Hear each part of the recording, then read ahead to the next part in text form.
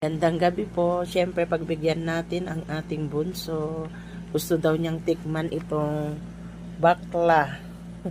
Bakla ba pala? Dubai chocolate. Kaya, sige na, buksan mo na. Yan. Kung anong lasa, masarap kaya. O, dalawa lang kami. Ito yung bonding moment namin kakain ng chocolate. Ano lasa?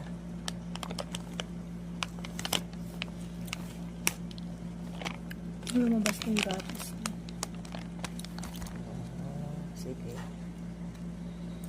Parang mental. Bigyan mo ako konti na. Tikman ko.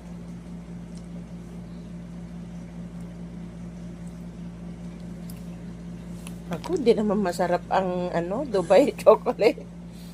Bakla nga. May isa-isa. Hindi masarap siya.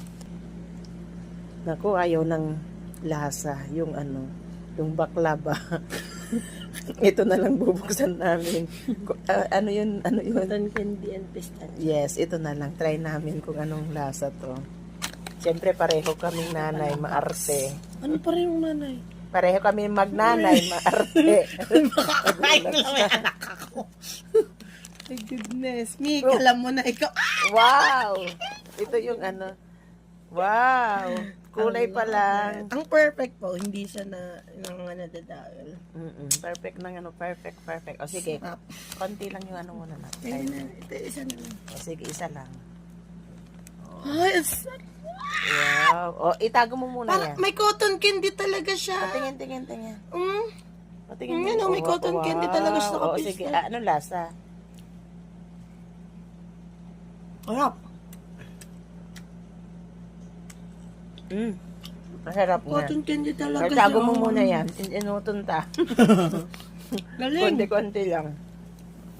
Sarap. Ito na lang ang Mas bet ko to kaysa yung... nauna.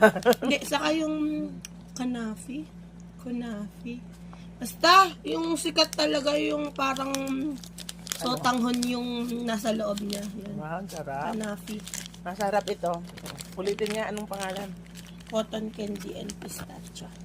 Sarap ito. Cotton candy and pistachio. Wow.